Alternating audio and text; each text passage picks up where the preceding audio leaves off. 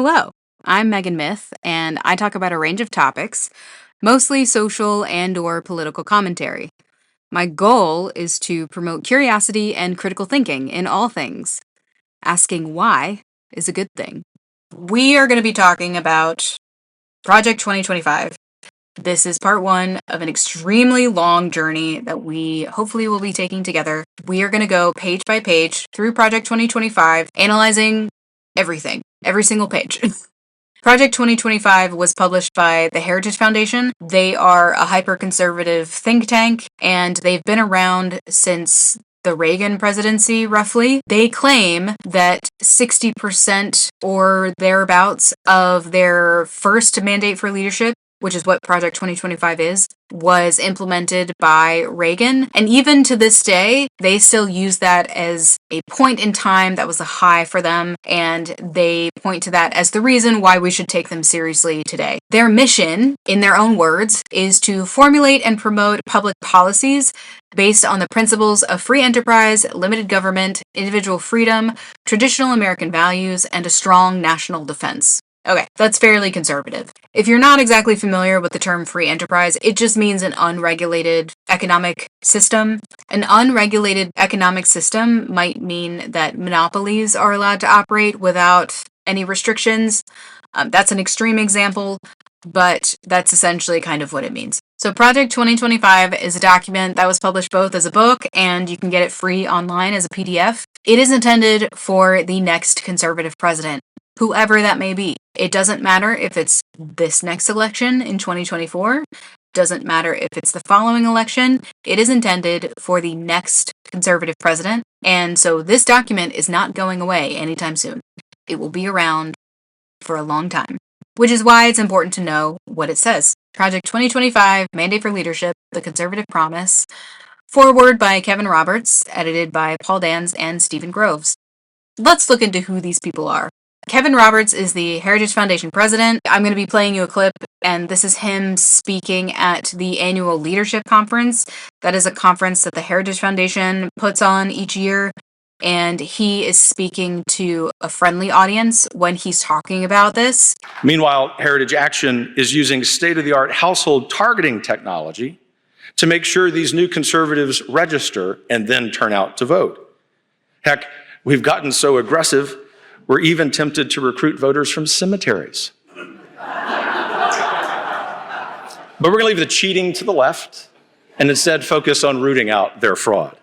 We're in a generational fight, and if we don't understand that and plan accordingly, we are going to lose it. The woke takeover of America's institutions took decades. It will, to be frank once again, take us decades to reverse it. But the most important thing about Focus 2024 and Project 2025 are that they are not just about 2024 and 2025. They're about 2029. They're about 2039.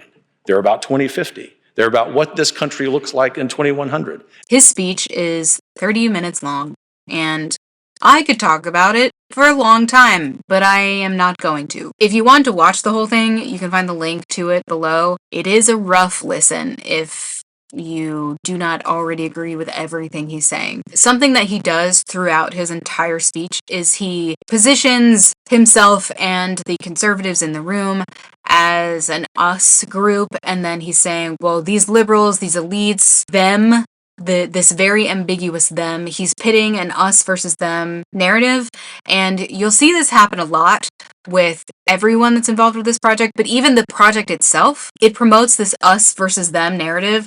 So it tries to make the reader feel like, oh, we're the right ones, they're infringing on us, when actually it's the other way around. There's a lot of projection that happens, and so what I'm finding is that a lot of times when I'm reading either the project or someone talking about the project, when they're saying, well, they are doing this, they are doing that, they are doing this to infringe upon me, how dare they, I'm actually finding that a lot of times it's the person doing the talking, or it's the project that's actually doing that to other people. And so that is what projection is.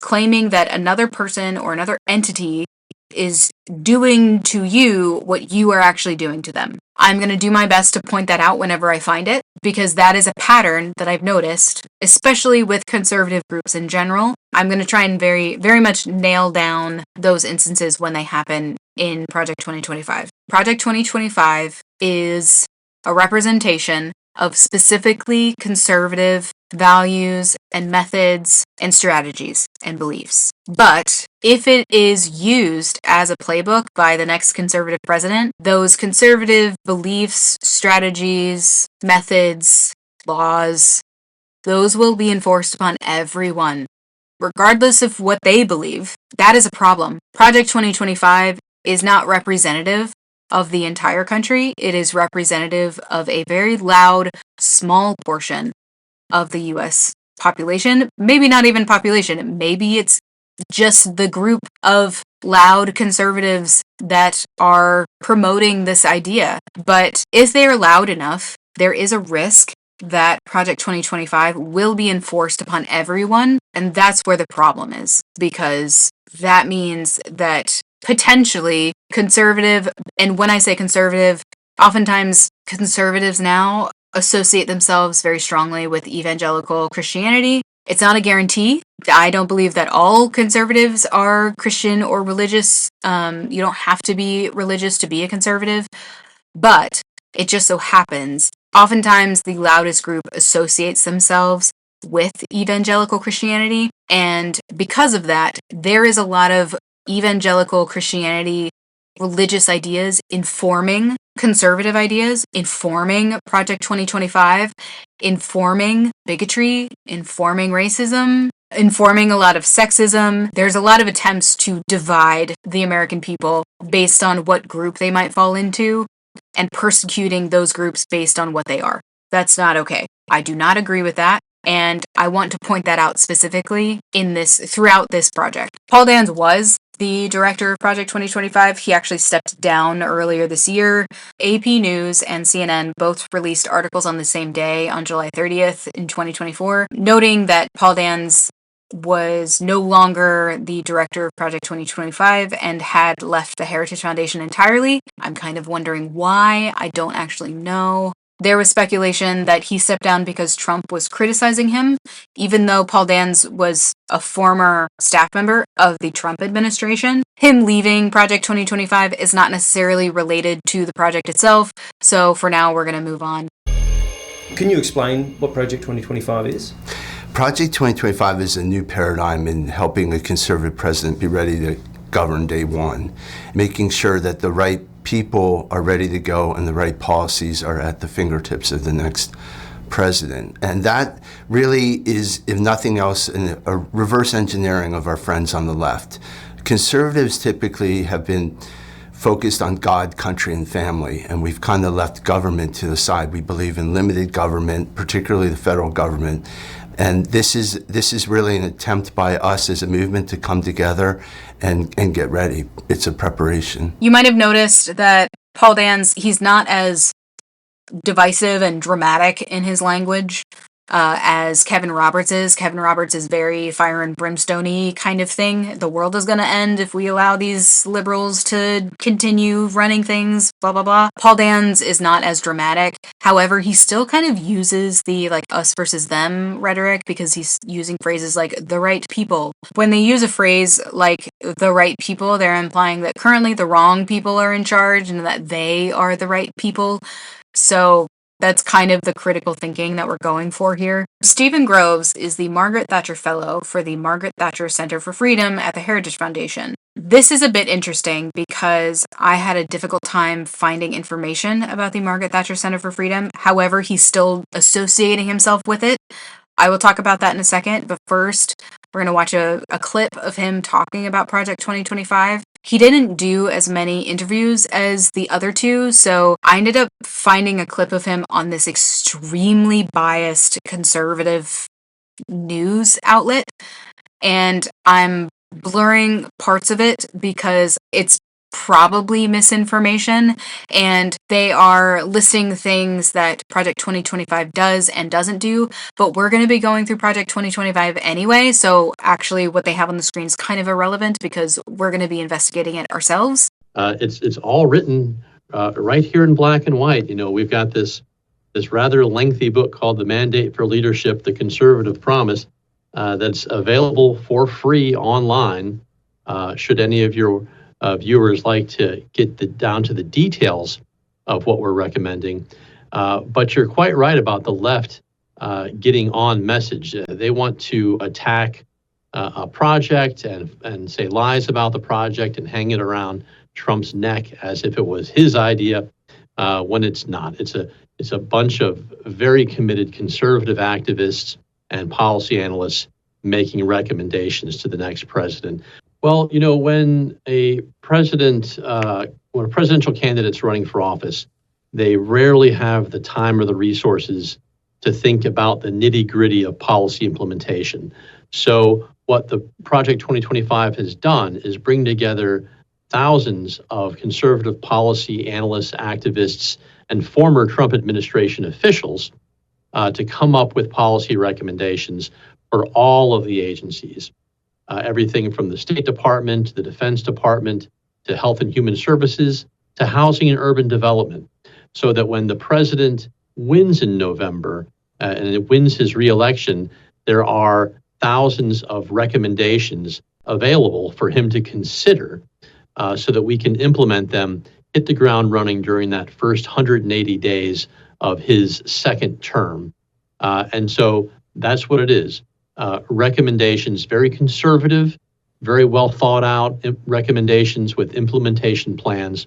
And we also have a database of conservatives, thousands of conservatives who have come to Project 2025 and entered their resume and information into our database so that we can review them, vet them, interview them, and recommend them to serve in the next administration. So it's policy, it's personnel, it's recommendations. That's what Project 2025 is all about. In parts of this, he uses very anti-left language. He's trying to continue the libs, leftists, and liars rhetoric that keeps going around. This is a more extreme example of conservative talking points, so just be aware. They're instilling a sense of fear or a sense of antagonism towards the left, like this, and this is an ambiguous left. This is not your neighbor down the street that you know. This is not personal. This is a dehumanization of people who are leftists.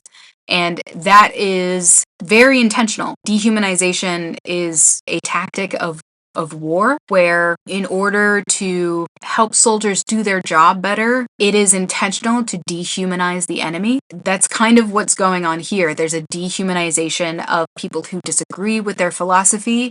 That is intentional. And that is to encourage people who agree with them that you shouldn't talk to these other people. You shouldn't give them the time of day, because how dare they exist? There is a lot of war-based, combat-based language in Project 2025, which will become apparent very fast when we go through it. It's this idea that the lefts are raging war on the right and they want to take over, and it plays into this narrative of they are the enemy, do not associate with them. What that does is it makes people not talk to each other.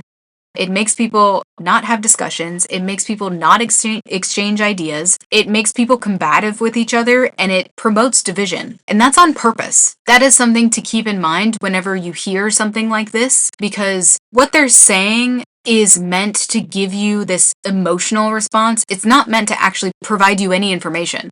You're not getting any facts when they say this. You are receiving an emotional statement that's formulated and designed to make you angry, so that you get angry whenever you see someone who is the enemy. We have to keep in mind that by definition, that is propaganda. And it doesn't matter if it's the left saying that or the right saying that. Anytime someone is attempting to dehumanize someone who is on the other side of something, the other side of an issue, the other side of a political spectrum, anything like that, that is an attempt to divide, and it's not an attempt to resolve anything. It is harmful, actually, I would say. The point of something like that is to make you do what they want. If you don't know how to critically think about something or the situation, or you're not aware of this kind of tactic, then you might fall victim to it and you might do what they want.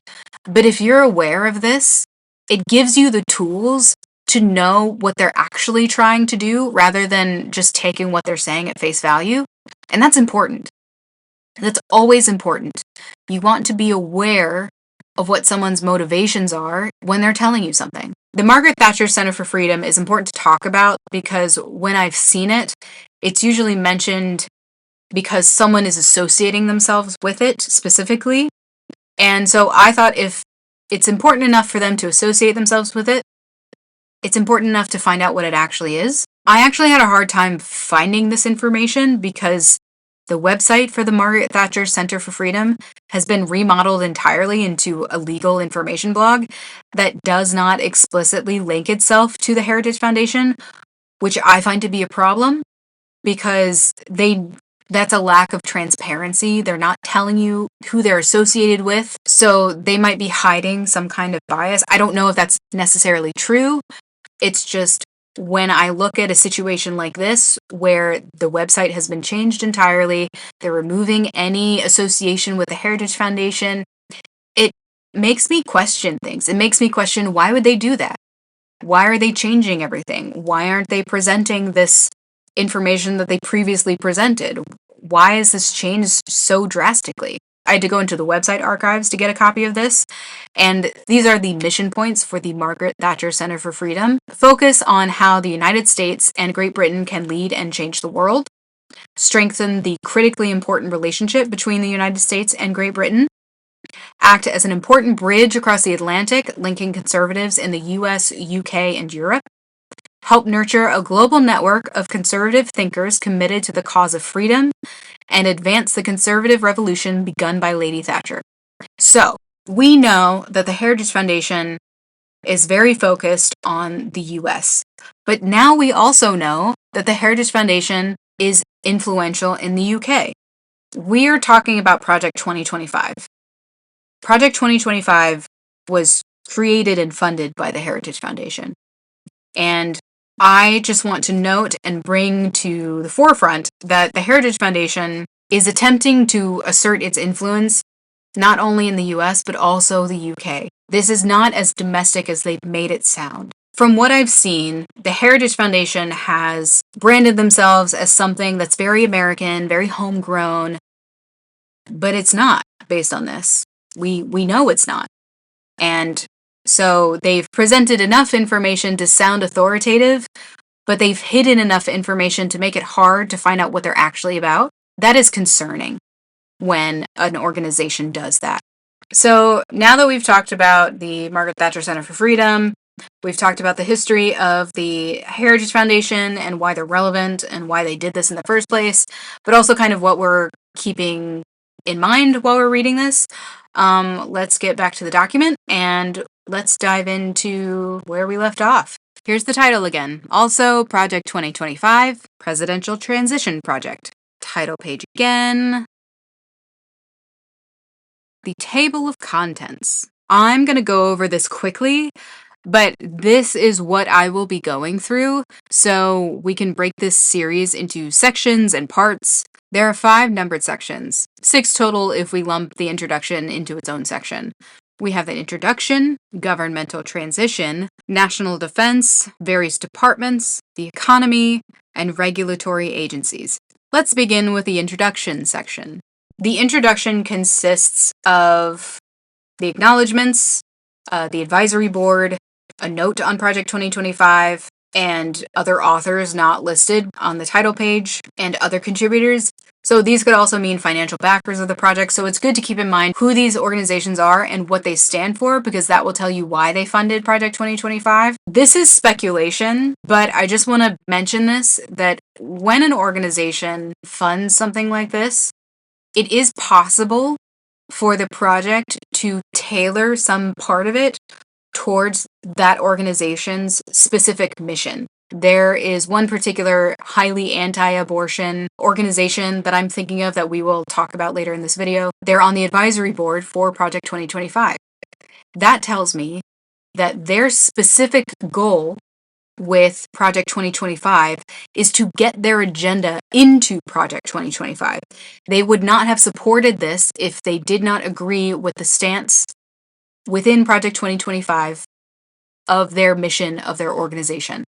It's good to keep that in mind, because if you see any of these organizations in a different context outside of Project 2025, you'll know what they stand for. You will know what their mission is. You will know what their goal is. And so anything that they do, you will know that they have that goal in mind, regardless of the context that they exist within.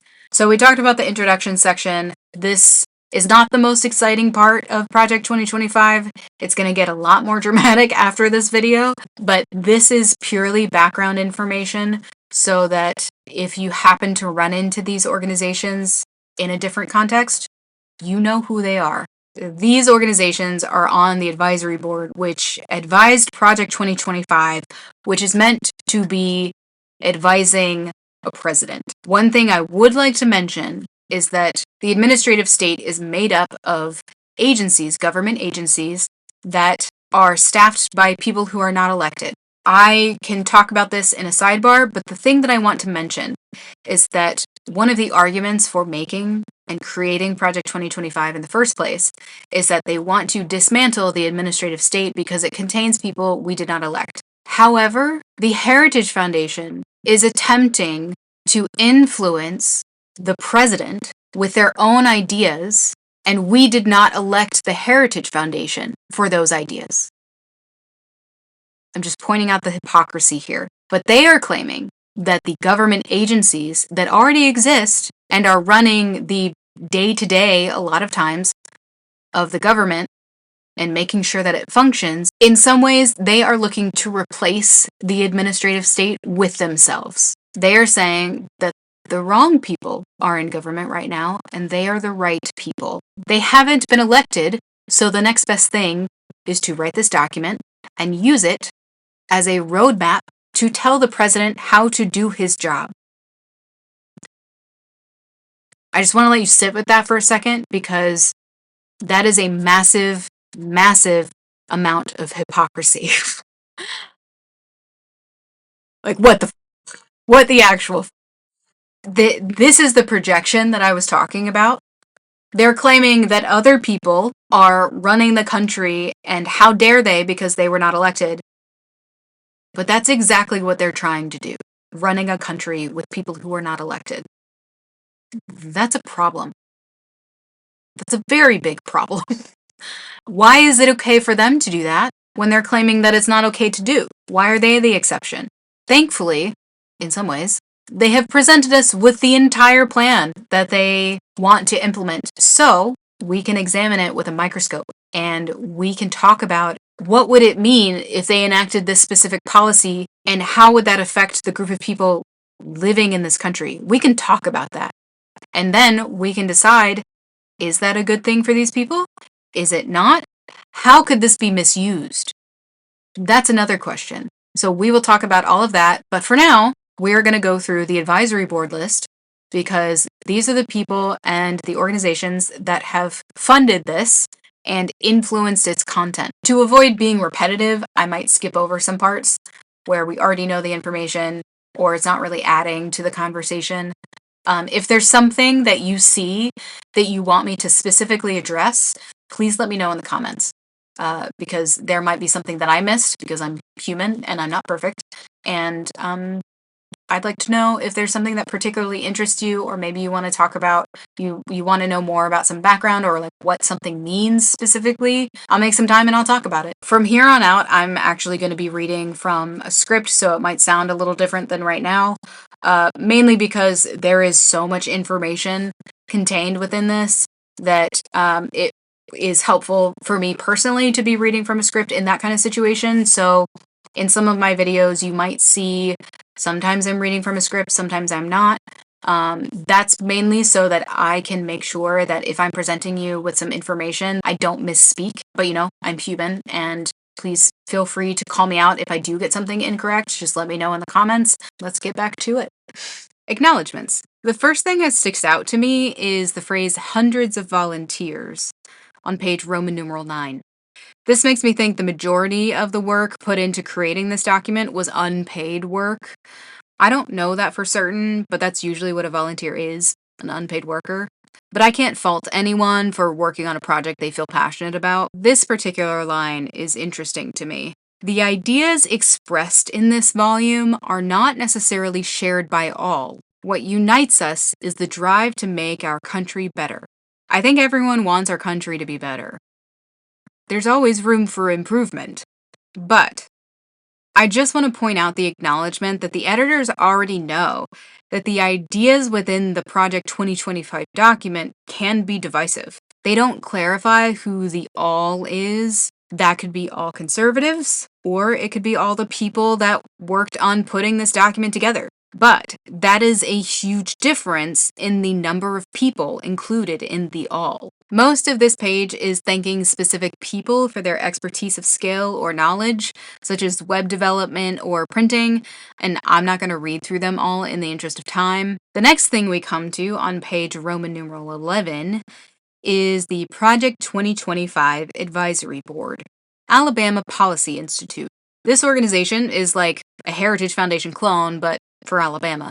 Alliance Defending Freedom. This is a Christian legal organization that focuses on religious freedom, free speech, sanctity of life, marriage and family, and parental rights. Parental rights might seem like an odd thing to include here. From their own website, parental rights includes the right to direct the upbringing, education, and healthcare of their children. American Compass. They focus on conservative economic policies for the most part.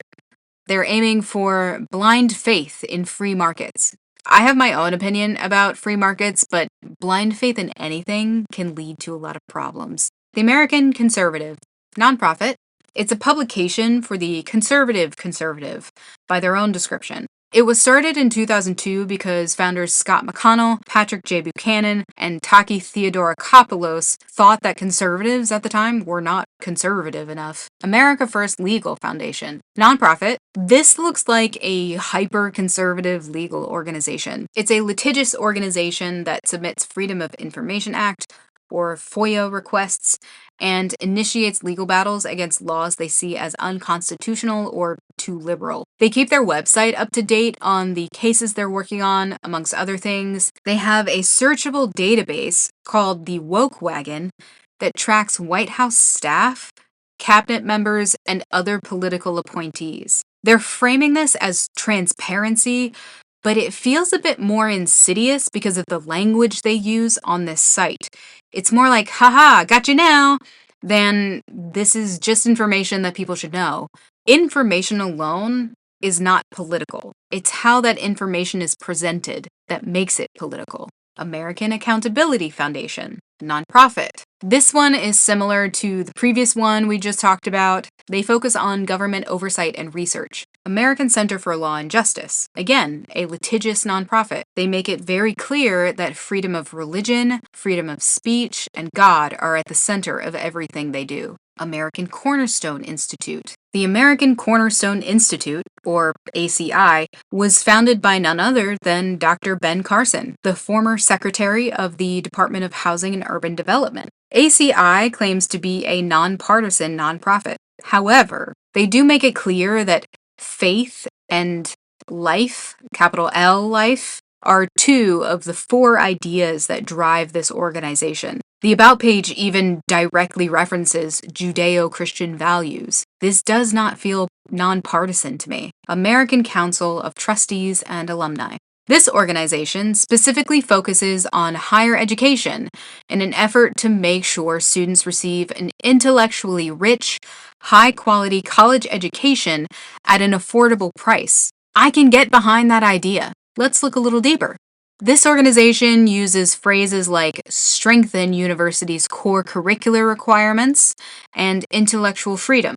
These are good ideas when phrased this way. They are vague enough to be interpreted in a lot of different ways. However, when I read deeper, I see that the intellectual freedom they are celebrating and promoting are ideas that are not mainstream or generally accepted in academia. One Harvard lab associate they prop up as an intellectual hero is a woman who did not want to use inclusive language or acknowledge that people exist beyond the male/female biological binary. Her courage to stand up for scientific truth and free expression is what elevates her to intellectual hero, according to this organization. American Legislative Exchange Council, or ALEC. ALEC is a nonpartisan membership organization made up of state legislators who are dedicated to the principles of limited government, free markets, and federalism. The American Main Street Initiative, nonprofit. On the face of this, it seems to fight for the average American. But who is the average American? The president and founder, Jeffrey H. Anderson, served in the U.S. Department of Justice during the Trump administration. One of their quick hits publications is a weird attempt to claim that America is not racist by stating that essentially Black people are incarcerated more often because white people rarely commit violent crimes against Black people. It's just justice. American Moment, nonprofit. Now we're getting back to using more inflammatory language and faulting the elites. They reference faith and tradition as the organization's #1 priority. So it's very clearly a socially conservative organization. It provides education and credentials for people who will then go and become employees in government, business, and public policy organizations. In other words, it's an ideological conditioning organization. American Principles Project. This is a PAC, or a political action committee. This organization is hyper pro-family and very anti-left, using more inflammatory language to encourage the people reading this to donate money to them. Center for Equal Opportunity. The mission for this organization is to quash the idea that the United States is a racist and discriminatory country. Essentially, the goal is to eradicate affirmative action or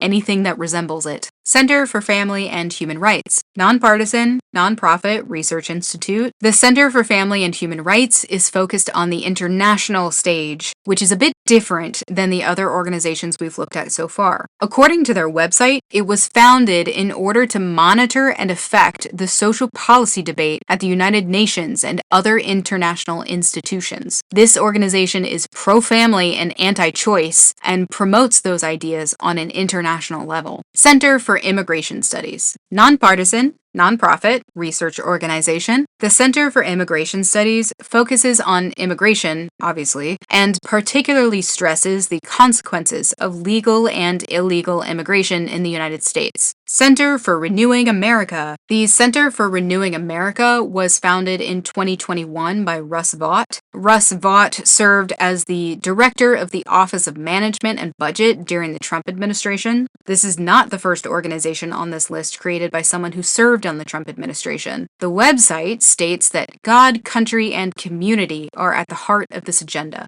It is pretty clear that religion, most likely Christianity, is at the core of this organization's motives. Claremont Institute. This think tank revolves around the idea that the Founding Fathers had a specific type of government in mind and aims to spread that philosophy as the correct philosophy through writing, litigation, and teaching. Coalition for a Prosperous America, nonprofit. This organization represents U.S. producers in trade, tax, and growth policies and has a vision for the U.S. being the leader in globalism. Competitive Enterprise Institute, nonprofit, nonpartisan, educational and research institute. The Competitive Enterprise Institute is very against regulation, and its main goal is to dismantle most, if not all, regulation in different industries. This feels a bit libertarian, If you don't know what libertarian means, it's a political philosophy that any kind of government regulation or interference is too much. An extreme example would be a driver's license. To some libertarians, a driver's license is too much regulation. Conservative Partnership Institute, or CPI,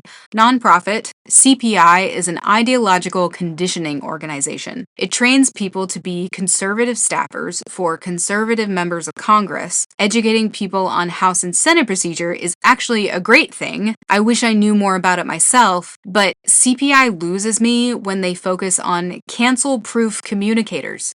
It's a not-so-subtle reference to public figures being canceled by the left for saying something online or other public forum and getting severe backlash for it. Interestingly, CPI has also staffed other organizations on this list. Concerned Women for America. This is a legislative action committee and is guided by Christianity and is not hiding it whatsoever. It focuses on 7 core issues: family, anti-choice, religious liberty, education, sexual exploitation, national sovereignty, and support for Israel. This organization is not only trying to influence public policy, but it is trying to influence high school and college campuses. This organization uses a list of Bible verses as the core tenets of their mission. Defense of Freedom Institute, nonprofit, also known as DFI. The language it uses on the website is noticeably less antagonistic, but Robert Eitel, the co-founder and president of DFI, was a senior counselor to the Secretary of Education during the Trump administration. The other co-founder, Jim Blue, also served in the Department of Education during the Trump administration. One of the issues this organization focuses on is education. No surprise there, considering who the co-founders are. One of the ideas that is running through the conservative groups is that public schools should be shuttered in favor of giving parents the power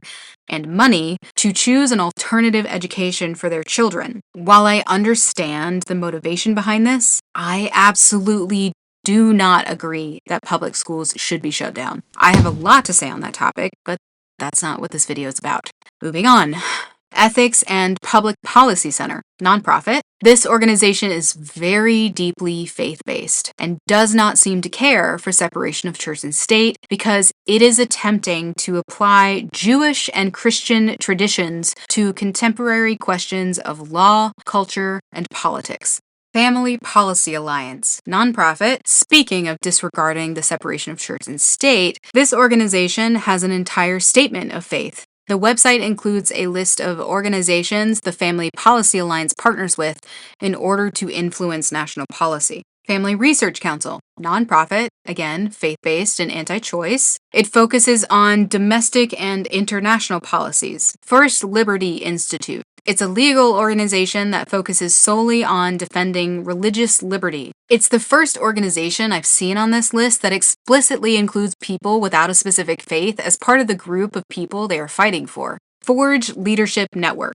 This organization takes donations, but it's unclear if it's a nonprofit. This is another ideological conditioning program that recruits conservative students and young professionals ages 18 to 25. Forge equips students to think about their vocation critically and examine public policy and ethics from a Judeo-Christian worldview. Foundation for Defense of Democracies, nonprofit, nonpartisan, also known as FDD. The website describes it as a research institute focusing on national security and foreign policy. FDD does not accept donations from any foreign governments. Overall, there's not much of anything in the About page that makes me raise my eyebrows. I can agree that national security is important, and they have shared their information with every presidential administration since 9/11. Based on a cursory search of their website, this is the kind of conservative organization I actually welcome. They are very focused on a specific set of issues, invest a lot of resources in presenting possible solutions to those issues, and they don't seem to be overtly injecting religion into their mission. Foundation for Government Accountability, nonprofit.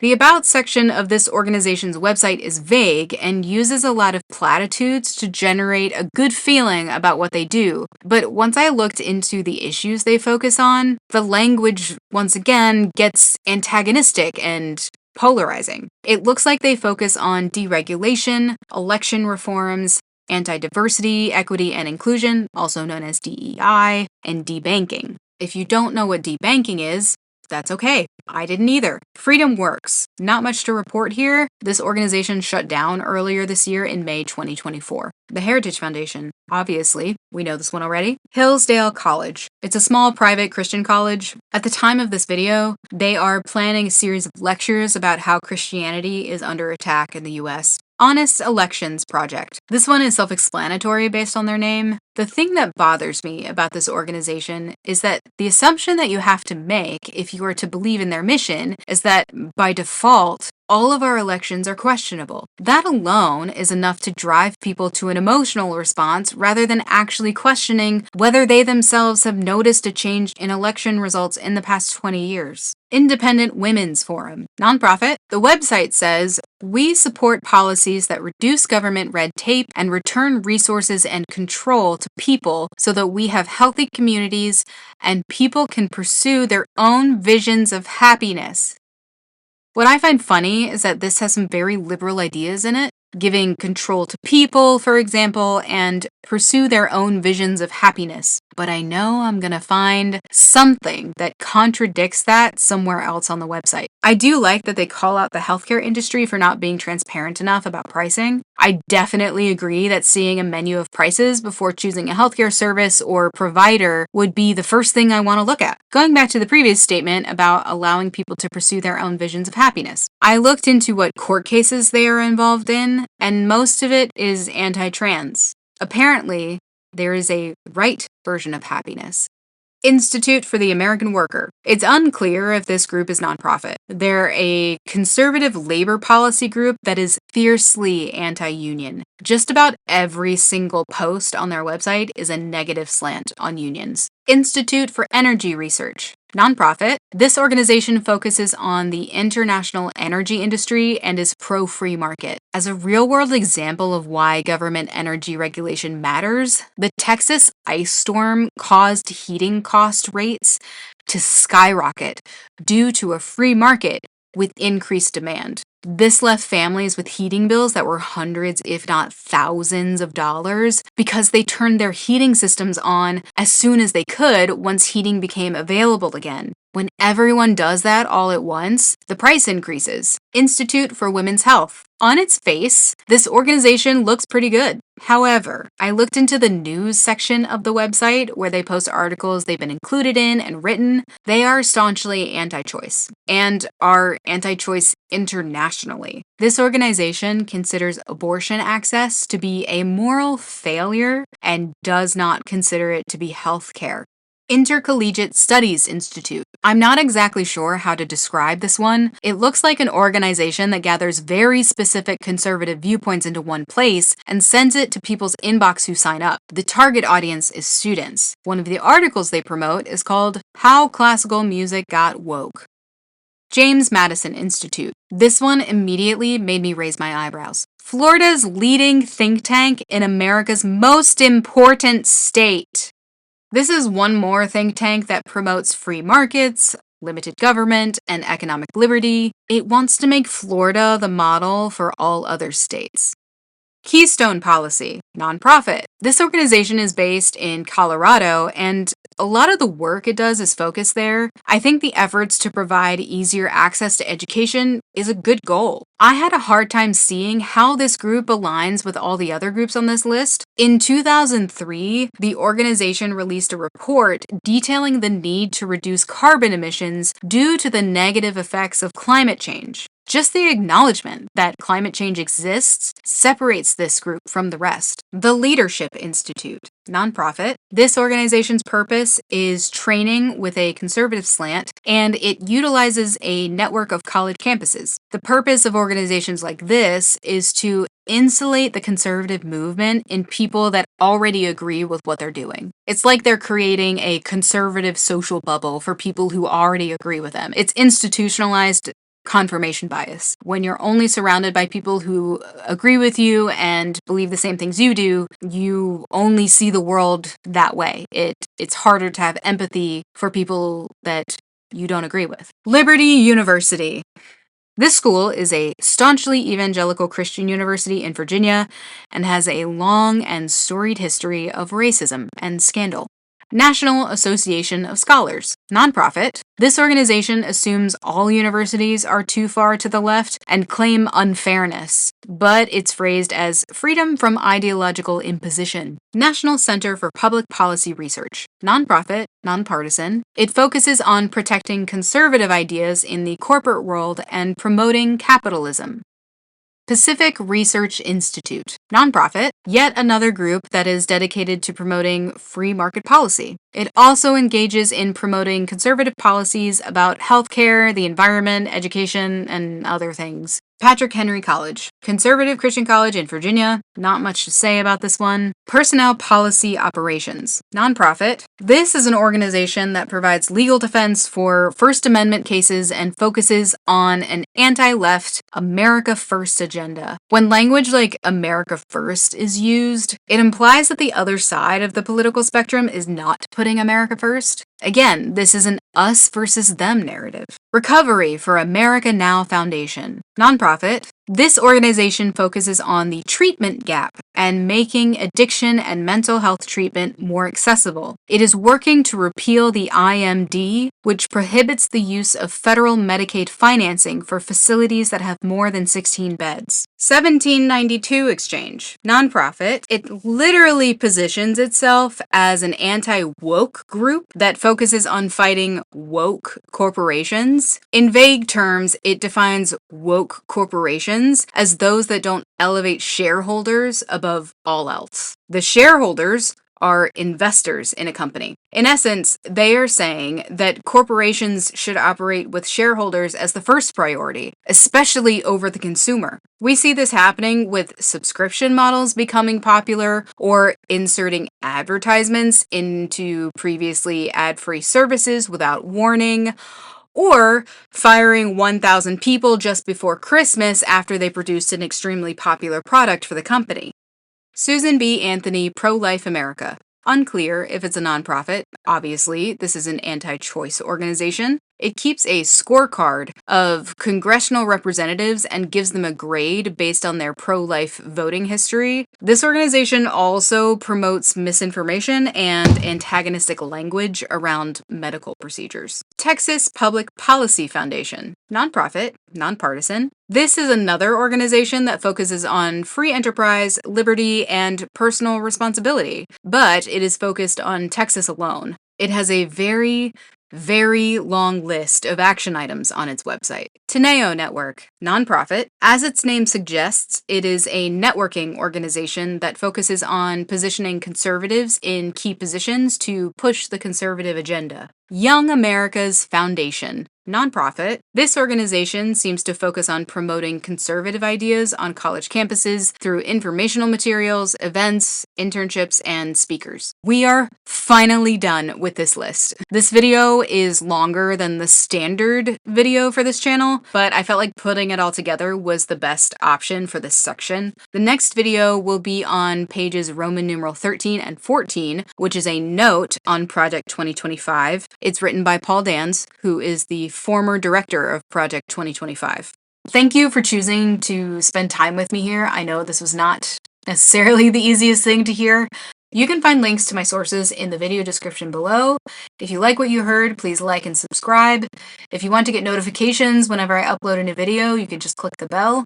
And let me know your thoughts in the comments. If there's something that you think I missed, that I misinterpreted, that I didn't talk about and you want me to talk about more, please let me know. I hope to see you again, and don't forget that asking why is a good thing.